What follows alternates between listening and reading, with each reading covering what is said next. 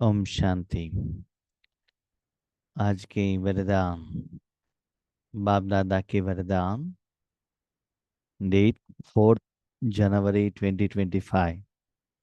वरदान है, ब्रह्मा बाप समान श्रेष्ठ ते श्रेष्ठ तस्वीर बनाने वाले परोपकारी भव। ब्रह्मा बाप समान श्रेष्ठ ते श्रेष्ठ तस्वीर बनाने वाले परोपकारी भव। लौकिक में स्पेशली माताएं सदा यही चाहते हैं, माताएं माना लेडीज, कि उनका मुख तस्वीर सदा सुंदर रहे। तो उसके लिए क्या करना है? उसके ऊपर ट्रीटमेंट देना पड़ता है। सोप द्वारा क्लीन करना, सुंदर बनाने का साधन को लगाना, ऐसे कुछ ना कुछ किया जाता है। लेकिन यहाँ बाबा कहते हैं, आत्मा का तस्वीर सुंदर बनाना है। उसके आधार पर शरीर का तस्वीर भी सुंदर हो। उसके लिए क्या करना है?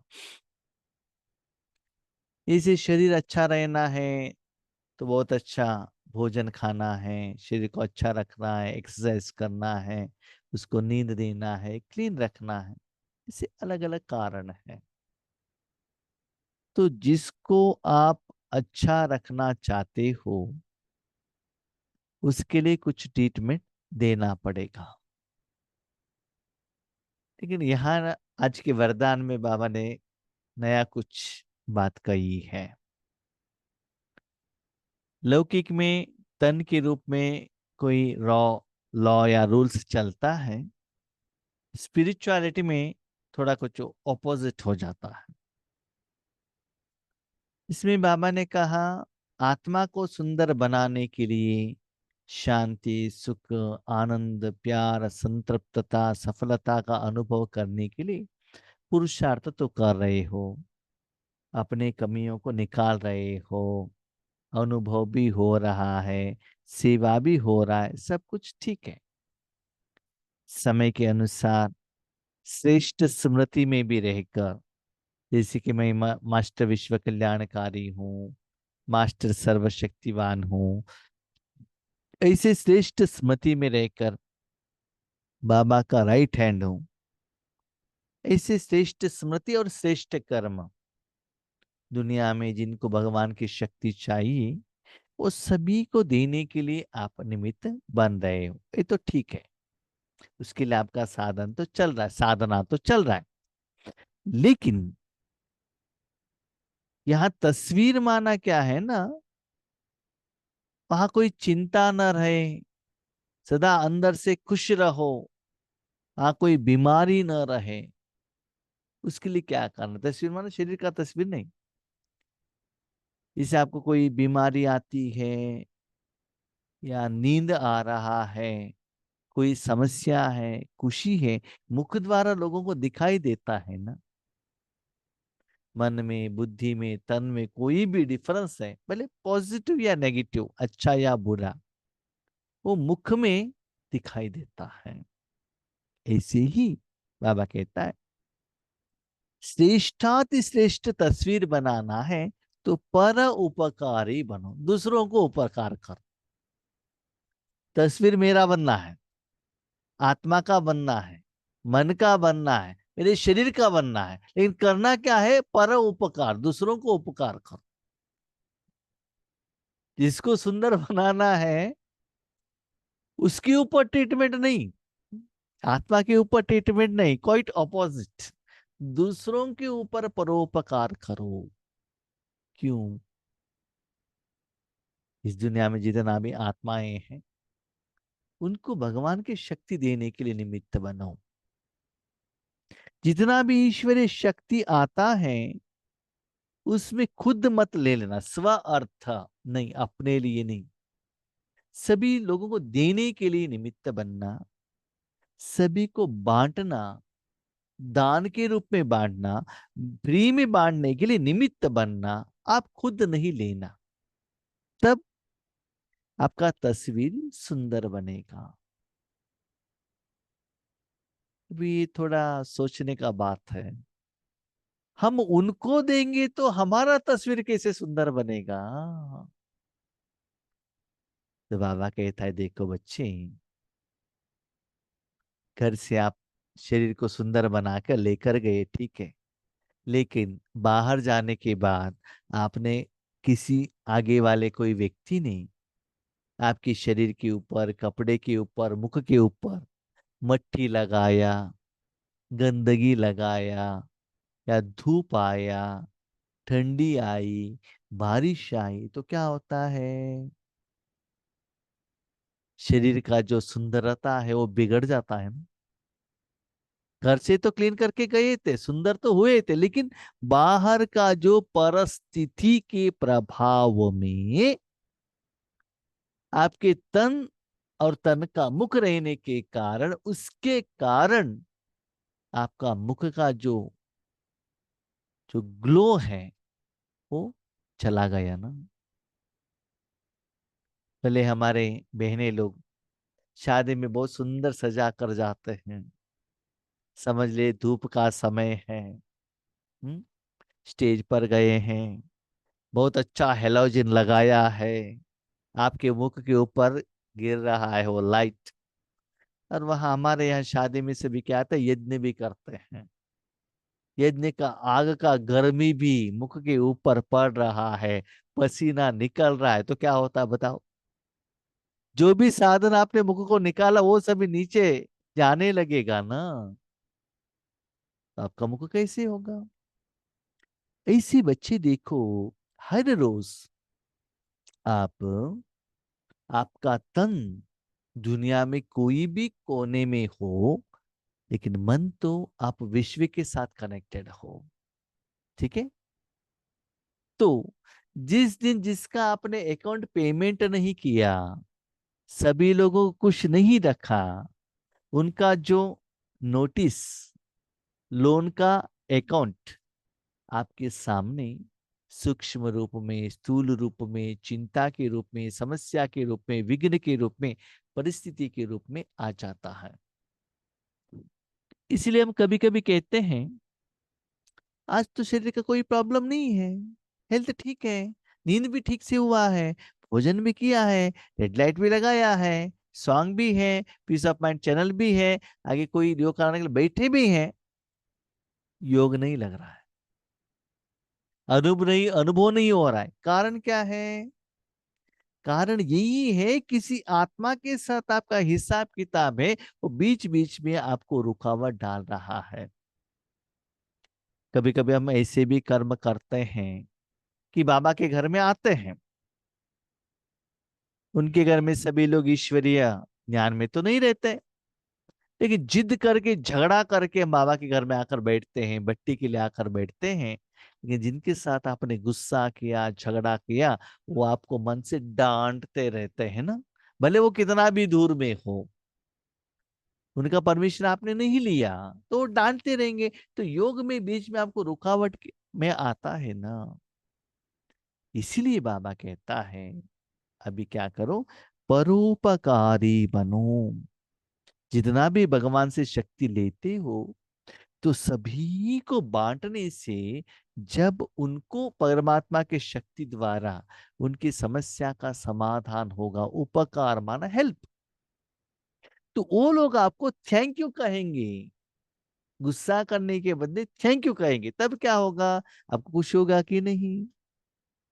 एक बात याद रखिएगा, शरीर को आप कितना भी अच्छे कपड़ा डालकर उसको सजाओ, कितना भी अच्छे गहने डालो, कुछ भी करो, लेकिन आगे वाले आत्माओं से जिनके प्रति आपने उपकार किया, उनका दिल का जो धन्यवाद, थैंक यू निकलता है ना, उसमें जो आत्मा को खुशी होती है, इस दुनिया के कोई साधन द्वारा नहीं होता। भले उस आत्मा को 1 करोड़ रुपए का लॉटरी मिला हुआ हो, लेकिन आगे वाली आत्मा दिल से देता है ना थैंक यू, उसके लिए आप रिटर्न में कुछ नहीं लेना चाहिए। जैसे कि आप डॉक्टर हो, ट्रीटमेंट दिया, फीस लिया, तब वो ये खुशी नहीं होता है। फ्री में दे दो, उनका दुख दूर करो, जो गरीब है, उससे आत्मा खुश होती है। इसलिए बाबा कहता है, स्व पुरुषार्थ कर रहे हो, शरीर और आत्मा को बहुत अच्छा रख रहे हो, लेकिन सभी लोगों को आप पेमेंट नहीं करेंगे ना, परोपकारी नहीं बनेंगे ना, तो आपका तस्वीर अच्छा नहीं होगा। जब तस्वीर अच्छा नहीं होगा, जहां भी आप सेवा के लिए जाती हो ना, स्टेज पर बैठे रहते हो, भले ज्ञान सुनाते हो, भले योग रहते करते हो, आपका खिला हुआ चेहरा नहीं रहता है। और एक बात याद रखिएगा, जब भी ईश्वरीय सेवा में आप निमित्त होते हो ना, उस समय आपका मन बाबा के साथ में रहना चाहिए। मैंने भी देखा है, बहुत समय ईश्वरीय सेवा में बाबा ने मुझे ये अनुभव कराया है।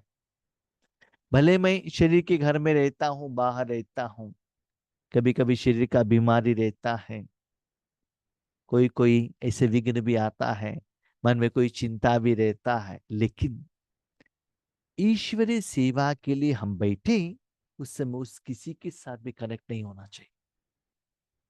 भले मैं कहाँ भी सेवा के लिए गया हूँ, मेरी माँ का तबीयत ठीक नहीं है, कुछ घर में कुछ समस्याएं हैं, लेकिन सेवा के टाइम पर किसी से भी मुझे कनेक्ट नहीं होना चाहिए। कनेक्ट हो गया, इसका मतलब सेवा का फल, खुशी नहीं मिलता है। उस समय सब कुछ बाजू में रखो और बाबा के साथ सेवा में रहो। वो कैसे? सिंपल। जब लौकिक में आप जॉब में जाते हो ना, जाने के पहले घर में कितना समस्या रहते हैं, हर एक आत्मा को हम आज जानते हैं। पहले बिजनेस में जाते हैं, जॉब में जाते हैं, स्पेशली जो एयर होस्टेस रहते हैं ना, जब फ्लाइट में रहते हैं, उनको कितना बीमारी रहता है, समस्या रहता है, लेकिन आते ही वेलकम करके क्या करते हैं, खुशी से मुस्कुराता हुआ चेहरा। क्यों? अंदर में कितना भी दुख हो, बाहर से दिखाना है ना, उसके लिए तो उनको पैसा दिया जाता है। रिसेप्शनिस्ट, नर्स, ऐसे ही बाबा कहते, जब ईश्वरीय सेवा पर आप रहते हो, उस समय सिर्फ ईश्वर के साथ जुड़े रहना, वो भी आपके लिए टेस्टिंग पेपर है। जब लौकिक जॉब में जाते हो, उस जॉब के लिए जो रिक्वायरमेंट्स हैं, उसमें मन बुद्धि लगाकर आपको कर्म करना पड़ता है। घर का कोई भी समस्या, अपने तन का बीमार, कुछ भी लेकर नहीं आना चाहिए, तभी तो आपको वहां सैलरी मिलेगा। वर्तमान समय में देख लीजिएगा, कोई भी आत्मा खुश नहीं है। किसी के साथ पत्नी के साथ झगड़ा है, किसी का माँ एडमिटेड है हॉस्पिटल में, किसी का बच्चे को एडमिशन नहीं हुआ, अलग अलग हर रोज वैरायटी समस्या है, फिर भी जॉब करना पड़ता है। जब जॉब में रहते हैं ना, 10 to 5 जो भी आपका टाइमिंग है, उसमें एक किसी के साथ आप कनेक्टेड नहीं रहना चाहिए। जब स्पेशल मीटिंग में रहते हैं, तब आपका मोबाइल भी साइलेंट, जैसे कि हम भी ईश्वरी सेवा करते हैं, मोबाइल साइलेंट, कुछ भी आने दो, हम अटेंड नहीं करते हैं, क्योंकि जॉब में उतना सीरियसनेस। तो इसी बाबा कहते हैं, बच्चे जब आप राजयोग में बैठती हो, सिर्फ बाबा के साथ जुड़ो और सभी को देने का काम करो। श्रेष्ठ स्मृति और श्रेष्ठ कर्म द्वारा तकदीर की तस्वीर तो सभी बच्चों ने बनाई है। श्रेष्ठ स्मृति में रहकर कर्म कर रहे हो, विश्व कल्याण का कर्म कर रहे हो, इसलिए तस्वीर तो अपना आपने बनाई है, बहुत अच्छा है। अभी सिर्फ लास्ट टचिंग है संपूर्णता की। जैसे कि हमारे यहाँ क्या होता है ना, गणेश जी का त्योहार पर गणेश जी का मूर्ति घर में बनाते हैं, जिनके घर में लेकर जाना है, उस समय वो कुछ फाइनल टचिंग करते हैं, माना दृष्टि देना, कुछ फाइनल टचिंग। इसी बाबा कहते प्रत्यक्षता के लिए, मूर्ति बनने के लिए, सेवा योग्य बनने के लिए, अभी क्या हो गया, आप रेडी हो, लेकिन एक थोड़ा सा कमी है, थोड़ा फाइनल टचिंग का जरूरत है। संपूर्णता की व ब्रह्मा बाप समान श्रेष्ठते श्रेष्ठ बनने की, इसके लिए परोपकारी बनो, अर्थात स्वार्थ भाव से सदा मुक्त रहो। ब्रह्मा बाप समान बनना है, तन से नहीं, मन से। रमा बाबा तन से भी सिंपल थे ना। तो उसके लिए क्या करना है, दूसरों का उपकार, परोपकार करो, माना स्वार्थ भाव न रहे। जो भी बाबा शक्ति देता है, खुशी देता है, यज्ञ से जो भी धन आता है, जो भी गायन मिलता है, सम्मान मिलता है, सब कुछ ट्रांसफर करो। लोगों से आया, बाबा को ट्रांसफर करो। बाबा से जो आया, जिनको बाबा देना चाहते उनको ट्रांसफर करो। दोनों साइड में आप एक्सेप्ट मत करना, यहां से वहां, वहां से यहां। सिर्फ आप पोस्टमैन बन जाना। ऐसे नहीं करेंगे तो क्या होता है जानते हो, पहले पहले हम जहाँ सेवा के लिए जाते थे ना, इससे पावरफुल योग नहीं रहता था, तो आगे वाले ऐसे क्वेश्चन पूछते थे, तो ठीक से आंसर नहीं में होता था। आंसर दिया है तो भी वो एक्सेप्ट नहीं करते थे। तो अंदर से घबराहट, भय, असफलता का चिंता, वो फीलिंग होता था। क्यों जानते हो? क्योंकि उन आत्माओं का हमने अकाउंट सेटलमेंट नहीं किया है ना, इसलिए तो वो आता है। लेकिन जब आप पावरफुल योग करके, वायुमंडल रेडी करके, उसके बाद सेवा करो, तो बाबा ने भी हमको सिखाया है ना। जब बाबा गुलजार दादी के तन में आते ही तो पहले वायुमंडल रेडी करते हो बाबा, मतलब सभी को दे देते हैं पहले। इसे लौकिक में भी क्या होता है, आज भी किसी रिश्तेदार के घर में जाते हैं ना, तो पहले वो कहते हैं आपको चाय चाहिए, कॉफी, पानी, भोजन, क्या चाहिए वो पहले ले लीजिए, मानो शरीर को जो चाहिए। आपको नहाना है क्या, वो करने के बाद उसके बाद आप जिसके लिए आए हो वो बातें करेंगे। तो ऐसे ही भाई बहनों, हर रोज भले लौकिक काम के लिए जाते हो, अलौकिक सेवा के लिए जाते हो, दुनिया में अपना पाठ करने के लिए जाते हो, तो पहले योग द्वारा इन सभी लोगों को पेमेंट करना बहुत जरूरी है। उसको बाबा कहते पर उपकार, माना हर रोज जो बाबा देता है दूसरों के लिए देता है। जैसे कि ब्रह्मा बाबा ने अपना धन सभी बच्चों के लिए रखा, धन सभी लोगों के लिए रखा, है ना। ऐसे आप, अव्यक्त मास चल रहा है ना, तो फॉलो फादर करना चाहिए। इसलिए परोपकारी बनो, स्वयं उसको यूज मत करना। हर परिस्थिति में, हर कार्य में, हर सहयोगी संगठन में जितना निस्वार्थपन होगा, उतना ही पर उपकारी बन जाएंगी। जो भी आता है कर्मों का फल, आप उसको एक्सेप्ट मत करना। जिनको है उसको ट्रांसफर कर देना। किसी को ही नहीं मिले तो बाबा को दे देना, बाबा रख लेता है आपके अकाउंट में। जिनको जब पेमेंट करना है वो कर देते हैं। जैसे कि रास्ते में आपको कुछ पैसा मिला तो क्या करेंगे, पैसा मिला है ना खर्चा करो, ऐसा नहीं। पिताजी के हाथ में, माता जी के हाथ में ला कर दे देना है। जब हम छोटे रहते थे तो घर में भी किसी का पैसा मिल जाता था, कहते थे किसका है, मालूम नहीं पड़ा, तो बड़ों के हाथ में दे देते थे ना। तो ऐसे ही बाबा कहते हैं जो भी सेवा करते हो उसका फल आप एक्सेप्ट मत करना, सभी को बांटना, क्योंकि लोगों को बहुत उसका जरूरत है। सदा सदा स्वयं को भरपूर अनुभव करेंगे। जितना बांटते हो ना, उतना मन से इतना भरपूर। जो भी भोजन मिला उससे आप बहुत खुश, जो भी कपड़ा मिले मस्त संतुष्ट रहते हैं। जो भी सिचुएशन, सेवा, जो भी सेवा मिला उसमें मस्त रहते हैं। क्यों? ओपोजिशन ही नहीं है ना, रुकावट ही नहीं है ना। सभी लोगों को आपको दुआ मिल रहा है, परोपकार मिल, तो वो दिल से आता है ना उनका दुआ, इतना खुशी हो जाता है। इसलिए सदा स्वयं को भरपूर हो जाएगा। लेकिन थोड़ा कुछ आपने बीच में ले लिया तो भरपूरता नहीं आएगा, समझ लीजिएगा। कि आपके माँ ने, आप छोटे बच्चे हो, आपकी माँ ने आपको 20 गुलाब जामुन दिया है और कहा है बच्चे बाजू वाले घर के आंटी के पास में दे देना। ठीक है, तो हम क्या करते हैं, बीच में 2 गुलाब जामुन खा लेते हैं, क्या है करके देखकर, क्योंकि अच्छा लगता है। तो क्या होता है, 2 गुलाब जामुन तो उस समय आपको मिला, लेकिन नेक्स्ट डे आपका माँ बाजू वाले आंटी को पूछती है कितना जामुन दिया था, वो कहती है 18 है, तो क्या होता है, माँ का दुआ मिलता है क्या? नहीं मिलता है ना। इसलिए बाबा कहता है बच्चे मैंने आपको यूज किया है सभी लोगों के लिए, तो वो जायदाद उनको देने के लिए निमित्त बनना।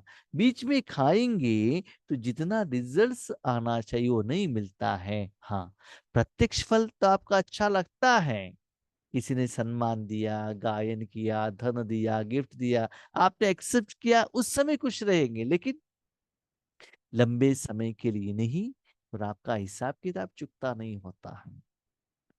भाई बहनों, मेरे अनुभव में मैंने देखा है बहुत सारे बच्चे, बाबा के बच्चे बहुत अच्छा सेवा करते हैं, लेकिन सेवा करने के बाद उनका जो फल है ना, गायन के रूप में, गिफ्ट के रूप में, धन के रूप में ले लेते हैं। लेने के बाद मैंने देखा उस समय सेवा का जो वायुमंडल में जो रहेंगे तब तक बहुत खुश, उससे बाहर आते इतना वो तड़पते हैं, इतना समस्याएं, इतना विघ्न है, लौकिक में आते, घर में आते, सेवा केंद्र पर आते, इतना बीमारियां, मन से असफलता, पूछिए मत। क्यों? क्योंकि जो सेवा का फल उधर ही खा लिया। ऐसे घर में आने के बाद पेमेंट करने के लिए उनके पास कुछ नहीं है। इसलिए वो आत्माएं ना लंबे समय तक ईश्वरीय सेवा में नहीं रह सकते, वो मजा खुशी अंदर से नहीं रहता है। इसलिए बाबा कहते हैं खुशी लेने से नहीं, देने से आता है। इसलिए आज के बाद अपने लिए साधना मत करना, सभी लोगों के लिए करना। सदा प्राप्ति स्वरूप की स्थिति में स्थित रहेंगे, स्व के प्रति कुछ भी स्वीकार नहीं करेंगे, सदा प्राप्ति। देखो, भगवान जो देता है लेकर आप खुद अकेले खाएंगे तो अच्छा कैसा रहेगा, सभी लोगों को बांट कर उनकी खुशी लेंगे तो कैसा लगेगा, सोचो। जैसे ये भी माताओं में एक गुण है कि बाबा के घर में जाते हैं, भले ही छोटा सा एक आइटम दिया हुआ हो, टोली घर में आके सभी लोगों को बांटते हैं वो लोग, है ना, बांटने का काम और दुला दुआ लेने का काम। इसलिए कभी भी ईश्वरीय सेवा का फल अपने लिए एक्सेप्ट मत करना, सभी को बांटना, ठीक है, तब देखना आप कितना भरपूर रहेंगे। तो ऐसे दूसरों के परोपकारी करते हुए अपने स्थिति को, तस्वीर को, खुशी का अनुभव करना। स्लोगन, सर्वस्व त्यागी बनने से ही सरलता व सहनशीलता का गुण आएगा। समय, संकल्प, श्वास, कर्म, कर्मेंद्रिया, कर्म का फल सब त्याग करो, स्पेशली कर्म का फल सब कुछ त्याग करो। जितना त्याग करते हो उतना आप में सिंप्लिसिटी आता है, सरलता और सहन करने का गुण आता है। कभी कभी हम सेवा पर जाते हैं ना, कोई कोई कहते हैं भाई जी आपको क्या भोजन चाहिए, आपको कहाँ घूमने के लिए जाना है। हम कहते हैं क्यों? क्योंकि हमारे यहाँ बहुत स्पीकर्स आते हैं, उनका पहले ही डिमांड रहता है हमको ऐसे ही भोजन चाहिए, हमको यहाँ यहाँ घूमने के लिए जाना चाहिए। उसको सरलता कहते हैं क्या? हम जहां भी जाते हैं ना, याद रखिएगा, हम समस्या स्वरूप नहीं बनना है, समाधान स्वरूप बनना चाहिए। हमारे द्वारा किसी को संकल्प नहीं चलना चाहिए। इसका मतलब ये भी नहीं है कि समस्या नहीं करना चाहिए करके आपका हेल्थ का ऑपोजिट कुछ भोजन बनाया हुआ वो खा लो, ऐसा नहीं। भी समझ लो आपका बॉडी तीखापन एक्सेप्ट नहीं करता है, वो तीखा वाला आइटम बनाया है तो बाबा ने दे दिया ओम शांति करके खाओ, ऐसा नहीं है। लेकिन जो भोजन बनाया है उसमें आपको जो चाहिए वो ले लो ना। आपके द्वारा वहां कुछ एक्स्ट्रा कर्म वहां नहीं आना चाहिए, सिंप्लिसिटी। सभी लोगों के साथ हम भी एक ही है, ओके।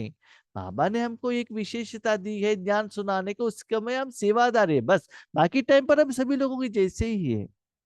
जहां भी मैं सेवा में जाता हूँ ना, मुझे कुछ स्पेशल ट्रीटमेंट अच्छा नहीं लगता है। सभी लोगों के साथ बैठना, खाना खाना अच्छा लगता है। स्पीकर लोगों को अलग से डाइनिंग टेबल देना, अलग से भोजन खिलाना, वो मेरे पर्सनली अच्छा नहीं लगता। सभी लोगों के साथ, हम सभी बाबा के बच्चे हैं ना।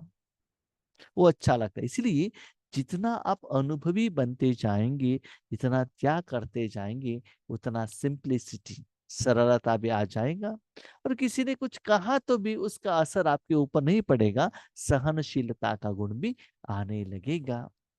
क्यों? कहते जितना सहन करता है ना पत्थर, उतना मूर्ति बनता है। अभी तो बाबा आपको मूर्ति बना रहा है ना। भगवान के हाथ में अपनी जिंदगी दी है ना, इसलिए अभी सहन करो, तो भविष्य में महिमा योग्य, पूजन योग्य बन जाएंगे। ओके। ओम शांति।